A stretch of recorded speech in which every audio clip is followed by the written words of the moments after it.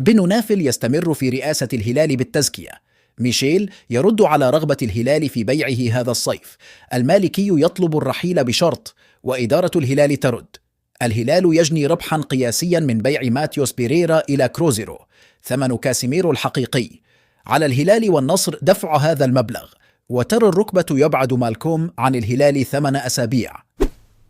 أهلا وسهلا بكم متابعي قناة منبر الهلال. فضلا منكم لا تنسوا الضغط على زر الإعجاب وتفعيل الاشتراك وترك آرائكم في صندوق التعليقات. والآن إلى تفاصيل النشرة.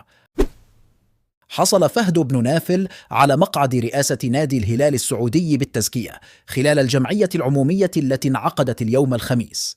فهد بن نافل يتولى رئاسة الهلال بالتزكية، وذكر نادي الهلال السعودي عبر حسابه في منصة إكس أن الجمعية العمومية زكت فهد بن نافل رئيسا للنادي لمدة موسم مقبل. وأشار نادي الهلال إلى أن الجمعية العمومية شهدت حضور 99% من القوة التصويتية، وضمت قائمة فهد بن نافل ضمن مجلس إدارة نادي الهلال السعودي كلا من سليمان الهتلان نائب الرئيس، وعضوية سلمان التويغري وفيصل غشيان وحمد المالك. أوضح البرازيلي ميشيل ديلغادو لاعب الهلال موقفه حال اتخاذ قرار رحيله عن صفوف النادي الأزرق في فترة سوق الانتقالات الصيفية التي ستنطلق في 18 يوليو المقبل. وتشير تقارير إعلامية إلى أن نادي الهلال قد يقرر بيع عقد ميشيل ديلغادو، وذلك وسط اهتمام بعض الأندية البرازيلية بالحصول على خدماته هذا الصيف. قال ميشيل ديلغادو في تصريحات نشرتها شبكة جلوبو سبورت البرازيلية أنه يلتزم الصمت في الوقت الحالي منتظرا قرار الهلال بشأن مستقبله. وأشار ميشيل إلى أنه سيبحث عن ناد جديد على الفور حال قررت إدارة الهلال رحيله في الصيف الحالي. وأضاف: أولا يجب أن أنتظر قرار الهلال، إذا قالوا إنهم لا يريدونني فإنني أستطيع البحث عن ناد جديد، واليوم أتبنى سياسة التزام الصمت وأترقب القرار الخاص بي. تابع: حتى الآن لا أعرف عن العروض المقدمة لي، لقد طلبت من وكيل أعمالي عدم إخباري حتى 20 يونيو، ويجب أن أنتظر ما يقرره الهلال لأن عقدي مستمر معهم. طلب عبد الإله المالكي لاعب وسط الهلال السماح له بالانتقال إلى ناد آخر بنظام الإعارة هذا الصيف، وذلك في ظل عدم حصوله على فرصة للمشاركة بصفة مستمرة مع الفريق الأزرق. وأشارت الصحيفة السعودية إلى أن إدارة الهلال قد أبدت موافقتها على طلب المالكي بعدما تلقى عروضا من أندية محلية. وأضافت أن عبد الإله المالكي اشترط أن تكون مدة إعارته عام واحد على أن يعود من جديد. ويبحث المالكي عن مشاركات ميدانية أطول أفضل من بقائه على دكة الاحتياط في صفوف فريقه ليضمن اللعب في صفوف المنتخب الوطني. ويدرس وليد المالكي وكيل اللاعب وشقيقه العديد من العروض المقدمة له تمهيدا لعرضها على النادي وحسم موقف اللاعب بشكل نهائي.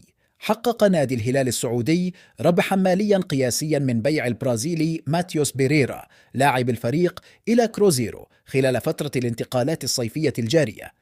وبحسب ما نشرته جريدة اليوم السعودية، فإن نادي الهلال نجح في بيع عقد البرازيلي ماتيوس بيريرا إلى كروزيرو مقابل 12 مليون يورو في الصيف الجاري، هو رقم غير مسبوق في تاريخ كرة القدم السعودية. وأشارت إلى أن أي فريق سعودي لم يتمكن من بيع أي لاعب إلى فريق أجنبي مقابل 12 مليون يورو مثل ما فعل الهلال في صفقة انتقال ماتيوس بيريرا إلى كروزيرو البرازيلي. يستمر الحديث بشأن إمكانية انتقال البرازيلي كاسيميرو نجم نادي مانشستر يونايتد الإنجليزي إلى صفوف أحد أندية دوري روشن لكرة القدم. الهلال والنصر صراع على كاسيميرو، وحسب الصحفي البريطاني ستيف جيكوبز لا يزال كل من الهلال والنصر مهتمان بضم كاسيميرو من مانشستر يونايتد. الصفقة ستتم في حال دفع أي منهما بين 30 و 35 مليون يورو إلى جانب الإضافات في العقد. وارتبط كاسيميرو مؤخرا بالانتقال إلى صفوف فريق النصر، حيث كشفت مصادر عديدة أكدت الاهتمام بشدة للتعاقد مع كاسيميرو بتوصية من البرتغالي كريستيانو رونالدو نجم الفريق الأول لكرة القدم.